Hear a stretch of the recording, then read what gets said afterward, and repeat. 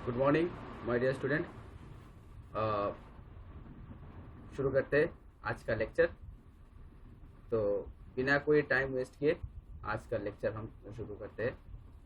आज के लेक्चर पे फॉलो करने से पहले मैं तुम सब लोगों से गुजारिश करूंगा कि तुम लोग मेरे पिछले 2 लेक्चर फॉलो करो, उसके बाद जाके तुम लोग आज के लेक्चर 3 ये तुम लोग आज के लेक्चर तुम लोग देखना, ठीक है।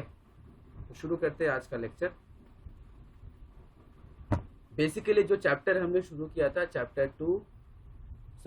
यूनिट 2 करंट इलेक्ट्रिसिटी जो हमने शुरू किया था वो तुम लोगों ने क्लास 10 में पढ़ा हुआ है। आज उसी को हम दोहरा रहे हैं, उसी को हम रिवाइज कर रहे हैं।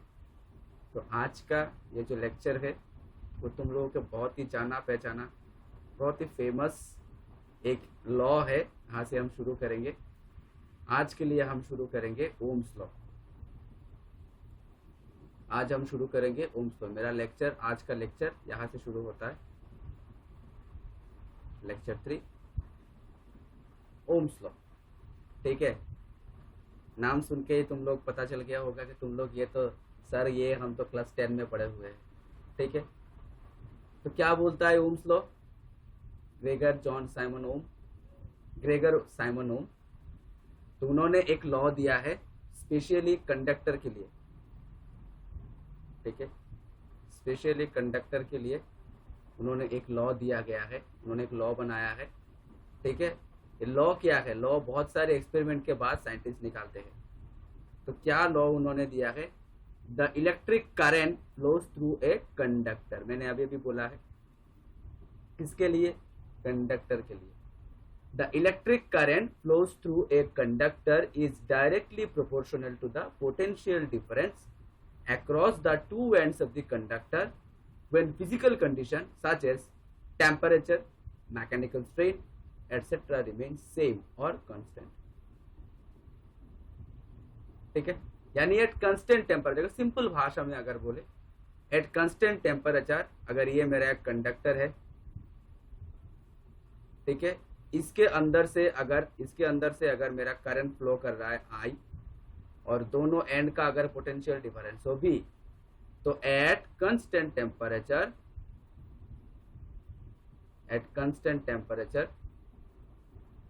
Potential difference across the two ends of the conductor directly proportional to the current.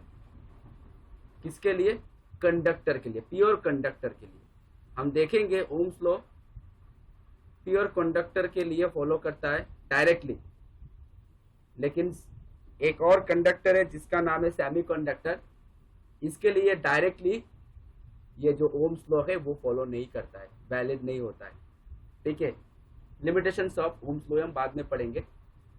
तो मेनली क्या है? एक constant temperature potential difference across the two ends of the conductor directly proportional to the current, ठीक है। अगर इसका mathematical form अगर हम देखें, तो ये मेरा एक कंडक्टर है, ठीक है।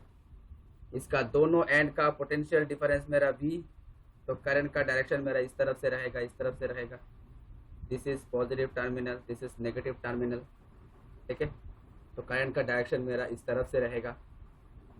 तो according to Ohm's law V proportional to I, ठीक है, और V इक्वल्स टू R। ये R क्या है? हम सब लोग जानते हैं, R को हम क्या बोलते हैं? रेजिस्टेंस। क्या बोलते हैं सर? इसके बारे में हम अलग से पढ़ेंगे। क्या बोलते हैं सर इसको हम बोलते हैं रेजिस्टेंस, ठीक है। रेजिस्टेंस कंडक्टर की प्रॉपर्टी है, ये हम पढ़ेंगे, अभी थोड़ी देर बाद में पढ़ेंगे। रेजिस्टेंस एक कंडक्टर की प्रॉपर्टी है जो कि रेजिस्ट करता है। नाम से ही देखो क्या है, रेजिस्ट कर रहा है। किसको?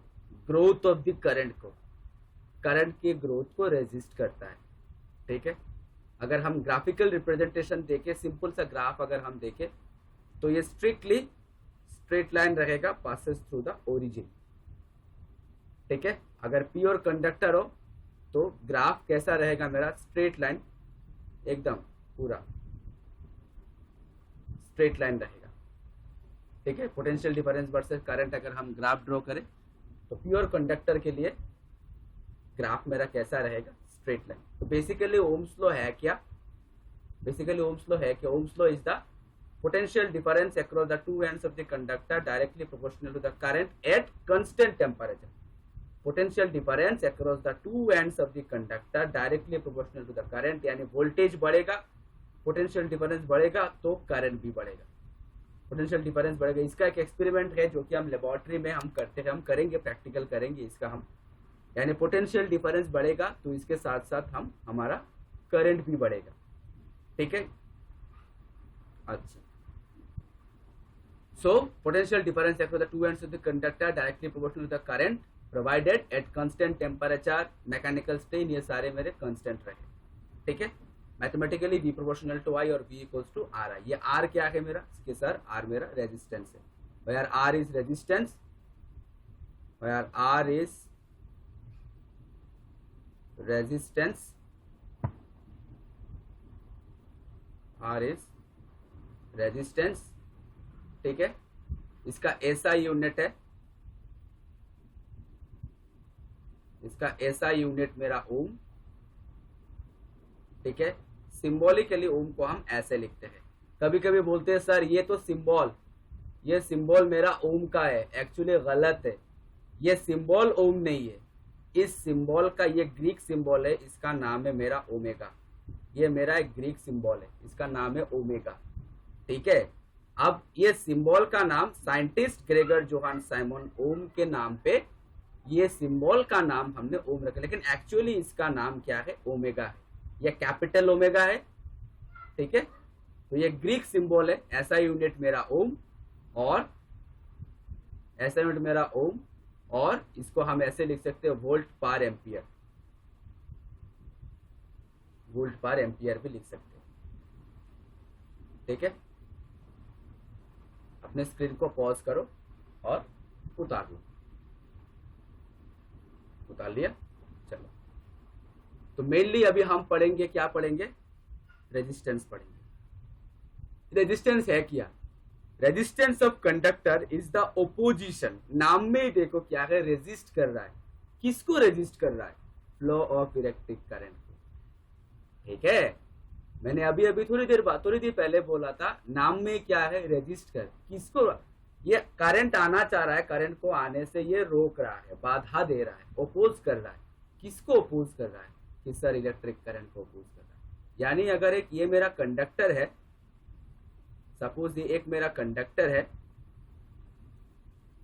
सपोज ये मेरा कंडक्टर है, कंडक्टर को हमने एक पोटेंशियल डिफरेंस से हमने कनेक्ट कर दिया। ठीक है, पोटेंशियल डिफरेंस से कनेक्ट कर दिया, तो इधर से मेरा करंट फ्लो होगा, obviously current direction from plus two minus, current direction को फ्लो करेगा। ये कंडक्टर की अंदर एक प्रॉपर्टी है, कंडक्टर की प्रॉपर्टी है, it is the property of matter, it is the property of any conductor by virtue of which it oppose the electric current. किसको ओपोज करता है, इलेक्ट्रिक करंट को ओपोज करता है। यानी अगर हम फ्रॉम ओम्स लॉ के डेफिनेशन से अगर हम देखें V equals to R I, तो R इक्वल्स टू होता है V बाई आई। ठीक है,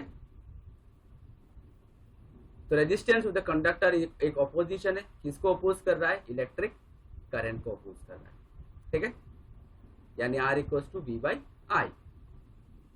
resistance in terms of physical feature of the conductor, resistance in terms of physical feature of the conductor. Conductor के फिजिकल फीचर क्या है, conductor में electron दौड़ते हैं ड्रिफ्ट वेलोसिटी से, कंडक्टर का एक यूनिफॉर्म क्रॉस सेक्शनल एरिया रहता है। ठीक है, हम जानते हैं I equals to N E A V D, ये तो हम फॉर्मूला जानते हैं, I equals to N E A V D, ये किसका किसका रिलेशन है, ड्रिफ्ट वेलोसिटी और करंट का रिलेशन है, ये हम जानते हैं, I equals to N E A V D, ये हम जानते हैं। ठीक है, तो I equals to N E A V D और N E A into small E into capital E divided by M into tau, क्योंकि बी डी का एक्सप्रेशन हम जानते हैं ड्रिफ्ट वेलोसिटी, बी डी का एक्सप्रेशन क्या है, small E into capital E divided by M into tau, ये है ड्रिफ्ट वेलोसिटी का एक्सप्रेशन, ये है ड्रिफ्ट वेलोसिटी का एक्सप्रेशन। उसी एक्सप्रेशन को यहाँ पे हमने शिफ्ट कर दिया, small E into capital E M into tau. ठीक है, उसी एक्सप्रेशन को हमने शिफ्ट कर दिया। ठीक है,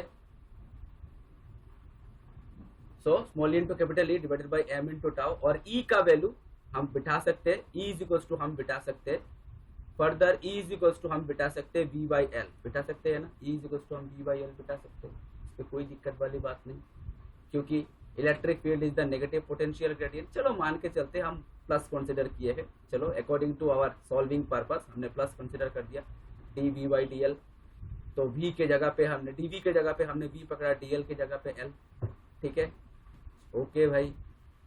तो हमने यहाँ पे कैलकुलेशन किया I is equal to D, ये मेरा L है, कंफ्यूज मत होना, ये मेरा L है, V बाई एल हमने पकड़ लिया, तो इधर से V by L, V by आई क्या होगा, V बाई आई क्या होगा, ML ऊपर उठ जाएगा, ML ऊपर उठ जाएगा, नीचे हो जाएगा any square A into tau, ठीक है। यहाँ से हमने कैलकुलेशन किया, यहाँ से कैलकुलेशन किया, क्या कैलकुलेशन किया, V बाई आई कर दिया, तो V बाई अगर आई कर दूं तो ML divided by N E square A into tau हो जाएगा, ठीक है।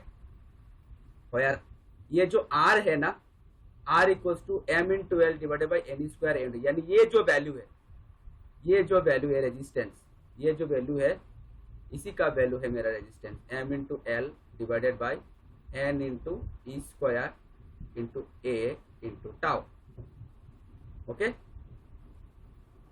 N into M into L divided by N E square A into tau, इसी का वैल्यू है मेरा रेजिस्टेंस, यानी V बाई आई, यही मेरा कांस्टेंट वैल्यू है। देखो M मेरा कांस्टेंट है, मास ऑफ द इलेक्ट्रॉन मेरा कांस्टेंट है, L मेरा length of the conductor constant है, N number of electron constant है, E charge of electron constant है, A area uniform cross section area ये भी मेरा कांस्टेंट है, और टाउ क्या है, रिलैक्सेशन टाइम, टाइम तो मेरा कांस्टेंट है ही है, ये सारे के सारे वैल्यू मेरा कांस्टेंट है, और इसी कांस्टेंट का वैल्यू का नाम क्या है, इसी कांस्टेंट का वैल्यू का नाम है resistance.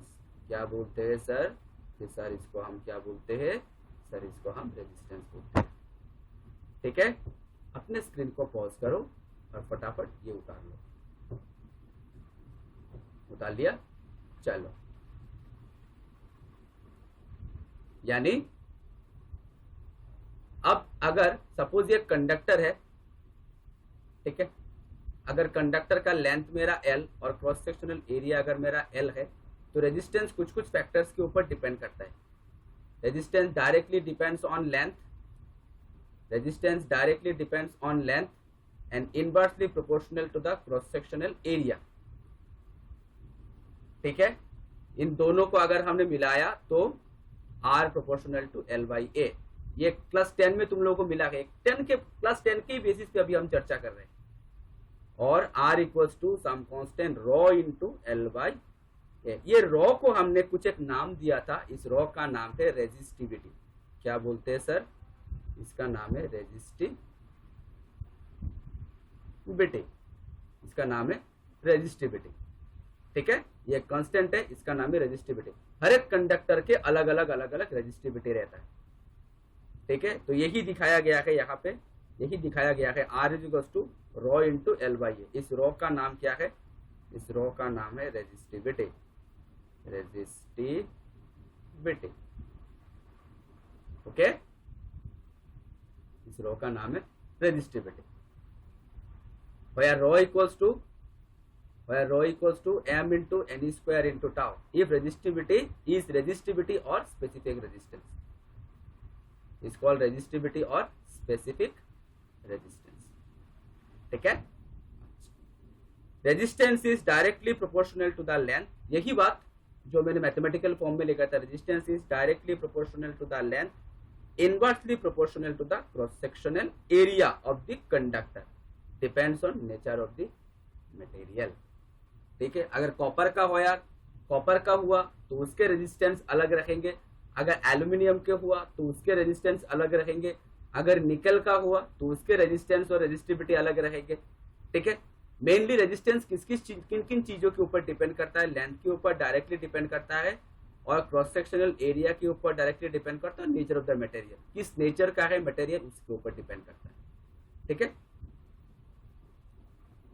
Resistivity depends upon nature of material, not on the geometrical dimension of the conductor. Resistivity जो है वो simply nature of the material के ऊपर डिपेंड करता है, ना तो शेप ना तो साइज, इसी के ऊपर डिपेंड करता है। लेकिन रेजिस्टेंस डिपेंड करता है लेंथ के ऊपर, क्रॉस सेक्शनल एरिया के ऊपर। लेकिन रेजिस्टिविटी डिपेंड नहीं करता है, वो सिर्फ डिपेंड करता है किसके ऊपर, नेचर ऑफ द मटेरियल के ऊपर। यानी निकल का हुआ तो अलग रेजिस्टिविटी, कॉपर का हुआ तो अलग रेजिस्टिविटी, एल्यूमिनियम का हुआ तो अलग रेजिस्टिविटी। ठीक है। अच्छा, तो मेनली हम रेजिस्टिविटी के बारे में अगर थोड़ा सा चर्चा करें, रेजिस्टिविटी के बारे में अगर हम थोड़ा चर्चा करें, रेजिस्टिविटी, ठीक है, यानी R इक्वल्स टू, फॉर्मूला हम जानते हैं, R इक्वल्स टू हम constant rho into L by A, ठीक है, क्रॉस सेक्शनल एरिया। ओके। अच्छा भाई, where rho is called resistivity. If अगर आप L equals to 1 metre and cross sectional area A equals to अगर 1 मीटर स्क्वायर हो, तो R इक्वल्स टू हो जाएगा मेरा रॉ। ठीक है। यहां से हम रेजिस्टिविटी का एक सिंपल डेफिनेशन हम लिख सकते हैं। क्या लिख सकते हैं? एक सिंपल डेफिनेशन हम रेजिस्टिविटी का लिख सकते हैं कि sir resistivity is numerically equal to the resistance. कब? रेजिस्टिविटी ये कोई किताबी डेफिनेशन नहीं है, समझाने के लिए है। Resistivity is numerically equal to the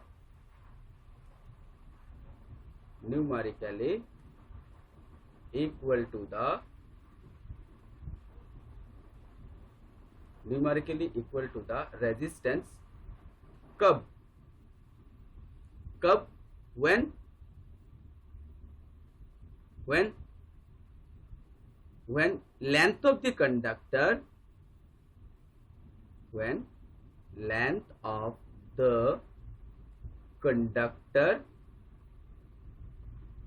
when length of the conductor is equal to unit is equal to 1 meter, having unit cross sectional area,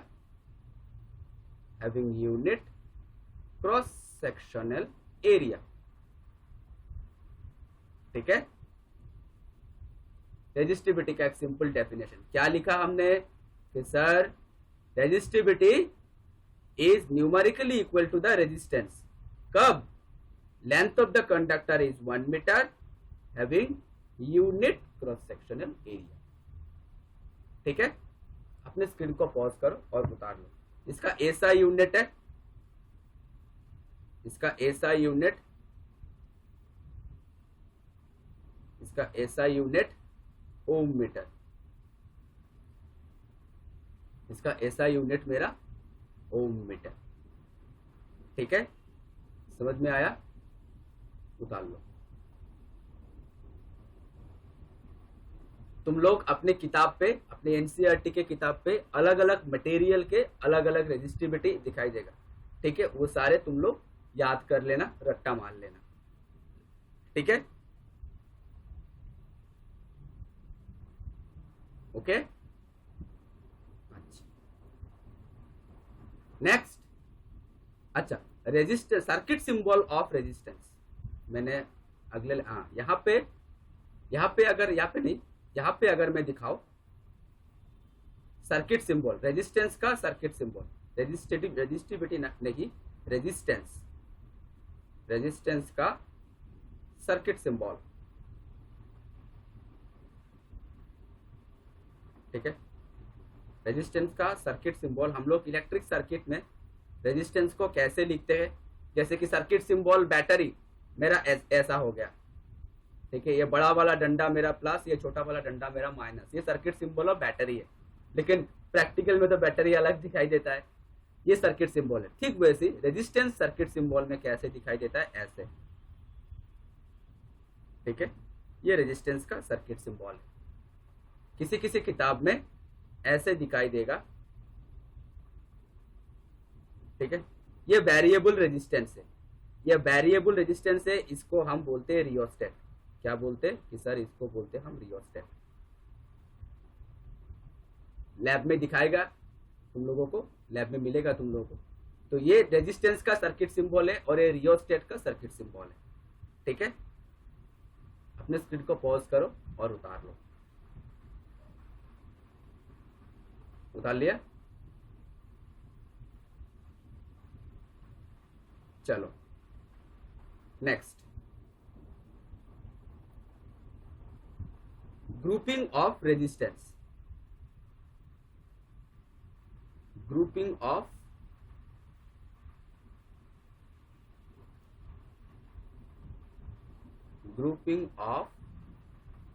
resistance.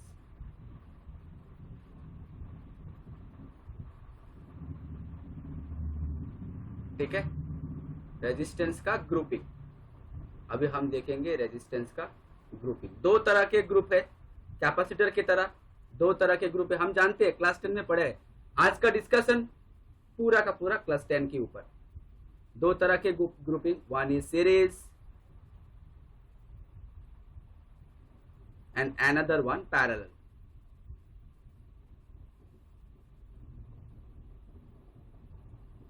One is series grouping, another one is parallel grouping. ठीक है, one is series grouping, another one is parallel grouping. तो series में हम पकड़ते हैं, simple फंडा है। Series में क्या पकड़ते हैं, सिंपल फंडा जान के रखो। हम लोग अगले दिन उसका हम एक्सप्रेशन देखेंगे, ऑलरेडी तुम लोग जानते हो लेकिन फिर भी हम करेंगे। सीरीज में हम पकड़ते हैं सेम करंट, यानी जो जो रेजिस्टेंस में से सेम करंट फ्लो हो रहा है वो सारे के सारे रेजिस्टेंस मेरे सीरीज में है। ठीक है, और पैरेलल में क्या होता है, different amount of current. Parallel में क्या होता है, डिफरेंट करंट।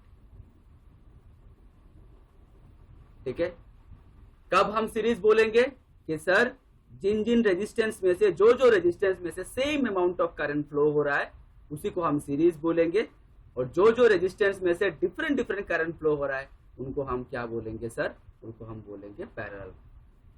ठीक है, उनको हम बोलेंगे रेजिस्टेंस आर इन पैरेलल। कब बोलेंगे डिफरेंट करंट, सीरीज कब बोलेंगे सेम करंट। ठीक है, तो स्टूडेंट्स आज का लेक्चर यहां तक समाप्त करते हैं। अगले लेक्चर पे हम ग्रुपिंग ऑफ रेजिस्टेंस वहां से कंटिन्यू करेंगे। तब तक stay safe, stay at home. Thank you.